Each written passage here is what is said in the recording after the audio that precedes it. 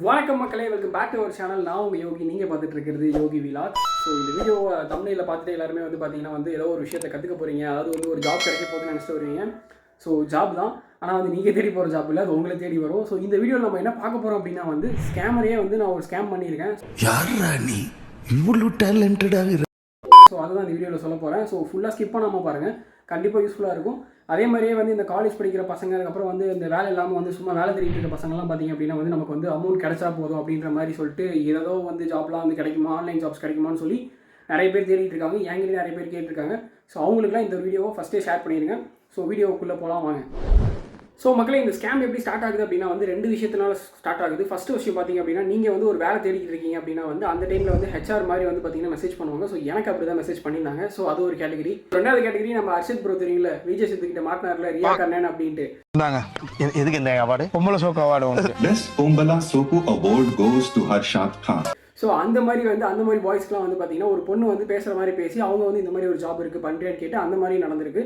So இது real டைமில் எனக்கு நடந்ததை நான் உங்களுக்கு ஷேர் பண்ணுறேன். ஆல்ரெடி இதை பற்றி எனக்கு நாலேஜ் இருந்துச்சு. என் தம்பி இந்த ஒரு ஸ்கேமில் மாட்டாமல் அவனுமே எஸ்கேப் ஆகிருக்கான். ஸோ அந்த நாலேஜ் வச்சு தான் நான் இதுக்குள்ளே எஸ்கேப் ஆனேன். இருந்தாலும் நான் அந்தளவுக்குலாம் பண்ணியிருக்க மாட்டேன். ஸோ அவங்க கேட்குற அமௌண்ட்லாம் கொடுத்துருக்க மாட்டேன். ஸோ நான் சொன்ன மாதிரி பார்த்தீங்க அப்படின்னா இந்த மாதிரி தான் ஒரு நம்பர்லேருந்து உங்களுக்கு மெசேஜ் வந்திருக்கும் ஃபஸ்ட்டு. ஸோ எனக்குமே இது பெருசாக தெரில. ஃபஸ்ட்டு உடனே ஓகேன்னு சொல்லிட்டு இந்த மாதிரி எஸ்மே நான் கேட்டிருந்தேன் இந்த மாதிரி எப்படி ஹெல்ப் பண்ணணும் அப்படின்னு. நான் என்ன நினச்சேன்னா சம்திங் வேறு ஏதாவது ஹெச்ஆர்லேருந்து, ஏன்னா நான் நிறைய இதில் அப்ளை பண்ணியிருந்தேன் ஜாப்க்காக. ஸோ அந்த மாதிரி ரீசனுக்காக இது மெசேஜ் வந்துருக்குமோ அப்படிங்கிற மாதிரி தான் நான் நினச்சேன்.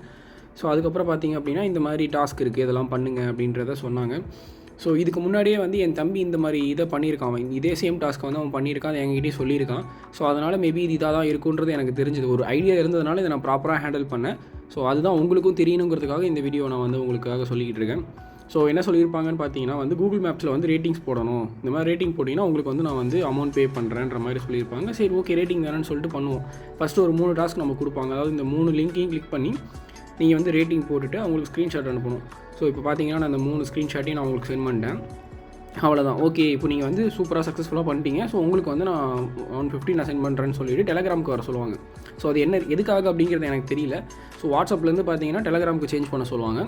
ஸோ டெலகிராம் என்கிட்ட இருக்குது அப்படின்னா ஒரு லிங்க் அனுப்பிவிடுவாங்க. ஸோ அந்த லிங்கை கிளிக் பண்ண சொல்லுவாங்க. ஸோ டெலகிராம் அந்த லிங்கை கிளிக் பண்ணிங்கன்னா இந்த மாதிரி உங்களுக்கு ஓப்பன் ஆகும். ஓப்பன் ஆகிட்டு அதாவது ஃபஸ்ட்டு அவங்களோட பர்சனல் அந்த ஒரு அக்கௌண்ட்டுக்கு மாதிரி போயிட்டு அதிலேருந்து பார்த்தீங்கன்னா திருப்பி இதில் ரீடைரக்ட் பண்ணி விடுவாங்க உங்களுக்கு. லைக் இந்த மாதிரி வரும். ஸோ அதில் நீங்கள் ஹாய்னு போட்டு உங்களோட இந்த குரூப் ஐடி நீங்கள் அவங்களுக்கு சேலரி அக்கௌண்ட் ஏதோ சம்திங் அனுப்பியிருப்பாங்க. ஸோ அதை போடுற மாதிரி இருக்கும். ஸோ அதை போட்டதுக்கப்புறம் பார்த்தீங்கன்னா உங்ககிட்ட கேட்பாங்க உங்களோட நேமு, ஜெண்டரு, உங்களோட நம்பர், ஆக்குபேஷன் இதெல்லாம் சொல்லுங்கன்ற மாதிரி ஃபுல்லாக அவங்ககிட்ட கேட்டிருப்பாங்க.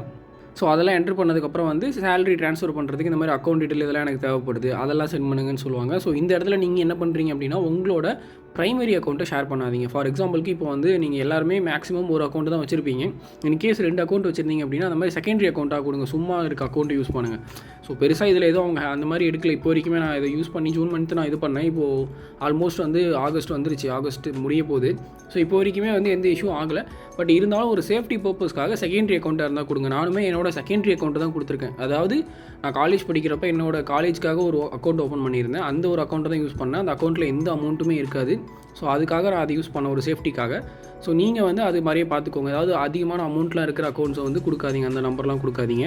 ஸோ அதை கொடுத்த உடனே பார்த்தீங்க அப்படின்னா உங்களுக்கு இந்த மாதிரி அந்த நம்பர் மாதிரி ஒன்று கொடுத்துட்டு ரிசீவ் ஆகிடும். ரிசீவ் ஆனதுக்கப்புறம் பார்த்தீங்க அப்படின்னா அகைன் டாஸ்க் வருன்ற மாதிரி சொல்லியிருப்பாங்க. ஸோ அந்த ஸ்க்ரீன்ஷாட் நீங்கள் அனுப்புகிற மாதிரி இருக்கும். உங்களுக்கு ரிசீவ் ஆகிடுச்சு, அமௌண்ட் ரிசீவ் ஆகிருக்கிற ஸ்க்ரீன்ஷாட் நீங்கள் சென்ட் பண்ணதுக்கப்புறம் கங்க்ராட்ஸ் அகைன் பார்த்தீங்கன்னா டாஸ்க் கொடுப்பாங்க. ஸோ இந்த டாஸ்க்கு நீங்கள் சீக்கிரம் முடிக்கணும். ஒரு ரேட்டிங்க்கு 50 ருபீஸ் கணக்கு வைப்பாங்க. ஸோ இதையும் முடிச்சிங்க அப்படின்னா உங்களுக்கு இதுவுமே சாலிடாக ரிசீவ் ஆயிரும். ஸோ அது ஒரு 150, இது ஒரு 200, மொத்தமாக பார்த்தீங்க அப்படின்னா உங்களுக்கு 350 ரிசீவ் ஆயிருக்கும்.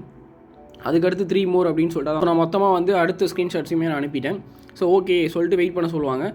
வெயிட் பண்ண சொல்லிட்டு அகைன் உங்களோட அந்த பேங்க் அக்கௌண்ட் டீட்டெயில்ஸை கன்ஃபார்ம் பண்ணிவிட்டு ஓகே நான் அமௌண்ட் சென்ட் பண்ணுறேன், வெயிட் பண்ணுங்கன்னு சொல்லிட்டு நான் என்ன பண்ணேன் அப்படின்னா இவங்க தான் அக்கௌண்ட்டில் அமௌண்ட் அனுப்புகிறாங்க. சரி, ஓகே நம்ம நிறைய ஸ்க்ரீன்ஷாட்ஸ் அனுப்புவோம், ரேட்டிங் போட்டு இவங்க கொடுக்குறாங்களான்னு பார்ப்போம்னு சொல்லி யோசிச்சேன். ஏன்னா இதுக்கு இன்னொரு பேஜுமே இருக்குது இவங்களோடக்கு. அதாவது டாஸ்க்குன்னு சொல்லிட்டு ஒரு குரூப் வச்சுருப்பாங்க. டாஸ்க் வரதுக்குனே சொல்லி ஒரு குரூப் இருக்கும். இருங்க நான் காமிக்கிறேன். ஸோ இதுதான் அந்த குரூப். இதில் பார்த்தீங்க கூகுள் பிஸ்னஸ்னு சொல்லியிருக்கல, இதுதான் அந்த குரூப்பு. இதில் டெய்லி டாஸ்க் வந்துக்கிட்டே இருக்கும். பாருங்கள், இதில் ப்ரீபெய்டுன்னு வருதா, அது என்ன நான் பின்னாடி சொல்கிறேன். ஸோ இந்த மாதிரி பார்த்தீங்கன்னா டாஸ்க் வந்துக்கிட்டே இருக்கும்.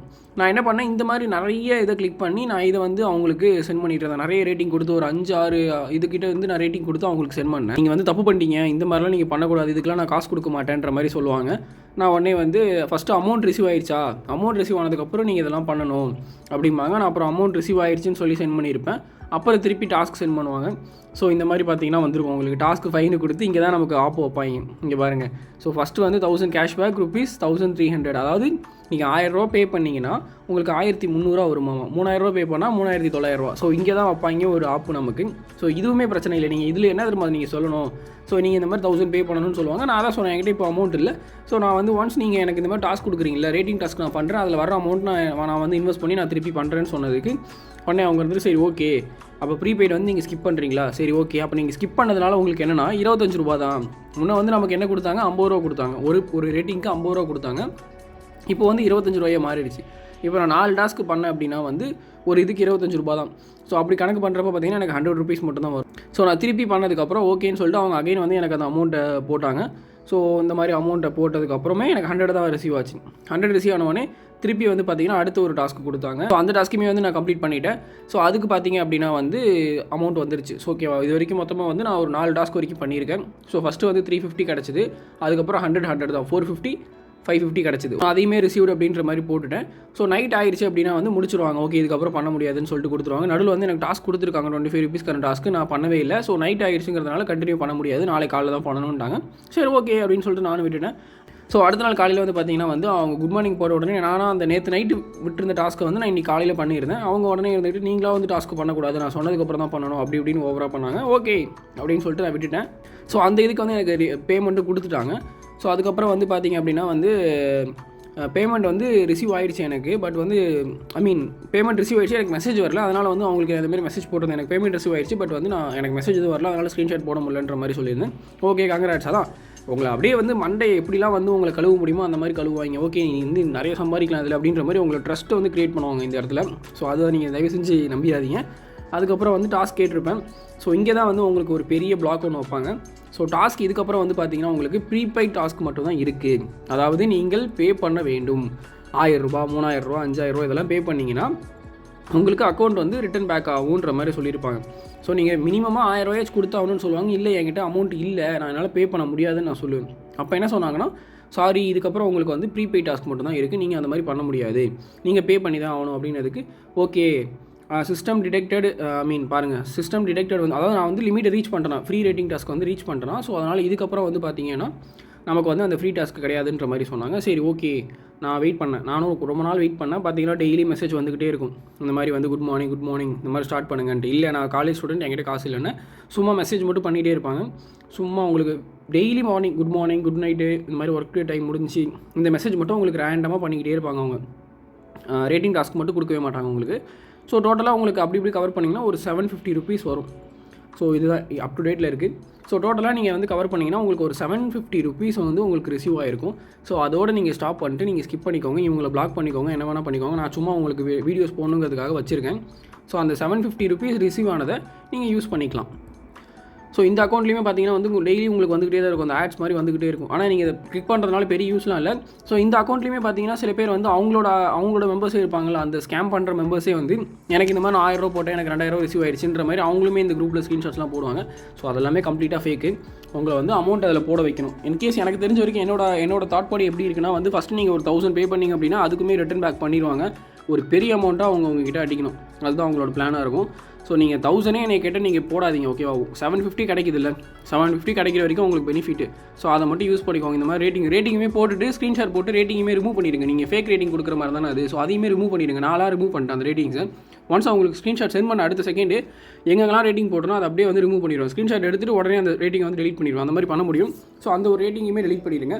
ஸோ மக்களே இந்த வீடியோ ஃபுல்லாக பார்த்துருப்பீங்க அப்படிங்கிறத நம்புறேன். கண்டிப்பாக வந்து பார்த்தீங்கன்னா இந்த ஒரு ஆப்பர்ச்சுனிட்டி நீங்கள் தேடி போகிற மாதிரி இருக்காது, அவங்களாம் வந்து உங்களுக்கு தேடி வருவாங்க. தேடி வந்தாங்க அப்படின்னா யூஸ் பண்ணிக்கோங்க. நீங்களாம் தேவையில்லாமல் எந்த ஒரு அமௌண்ட்டையும் கொடுத்து லாஸ் பண்ணிக்காதீங்க. இப்போ வரைக்கும் எனக்கு தெரிஞ்ச வரைக்குமே எங்கேயுமே வந்து இந்த ஆன்லைன் ஜாப் ஒரு நாளைக்கு வந்து 10,000 சம்பளம், ஒரு நாளைக்கு 1000 ரூபா சம்பாதிக்கலாம், மாதம் வந்து 30,000 சம்பாதிக்கலாம் அப்படின்ற எந்த ஒரு ஜாப்ஸுமே கிடையாது. இன்னொன்று அந்த டைப் ரைட்டிங் ஜாப்ஸ்லாம் சொல்லிட்டு இருப்பாங்க. ஸோ அந்த ஸ்கேமோட நியூஸுமே என்கிட்ட இருக்குது. ஸோ தயவு செஞ்சு இந்த மாதிரி வந்து சும்மா யாருமே காசு தர மாட்டாங்க. உண்மையாக சொல்ல போனோம் அப்படின்னா யாருமே சும்மாலாம் காசு தர மாட்டாங்க, நம்ம வேலை செஞ்சால் மட்டும்தான் காசு. ஸோ தயவு செஞ்சு இந்த மாதிரி வந்து அமௌண்ட் வேணும் அப்படிங்கிறதுக்காக இந்த மாதிரி போய் ஸ்கேமில் போய் தயவு செஞ்சு விழுந்து உங்கள் லைஃப்பை வந்து வேஸ்ட் பண்ணிக்காதீங்க. கண்டிப்பாக வந்து அங்கே போய் மாட்டிக்கிட்டீங்க அப்படின்னா நீங்கள் எதுக்காக வச்சிருக்க அமௌண்ட்டை போய் கொடுப்பீங்க, அந்த அமௌண்ட் கிடைக்காம வேறு எங்கேயாவது கடன் வாங்கி அது பெரிய இஷ்யூ. இருக்கிற காசுக்கு செலவு பண்ணுங்கள், சந்தோஷமாக இருங்க. ஸோ அதுதான் வந்து லைஃப்குள்ளே எப்பவுமே சந்தோஷமாக இருக்க முடியும். ஸோ இந்த வீடியோ கண்டிப்பாக வந்து உங்களுக்கு யூஸ்ஃபுல்லாக இருந்திருக்கும்னு நம்புறேன். Tata bye, see you.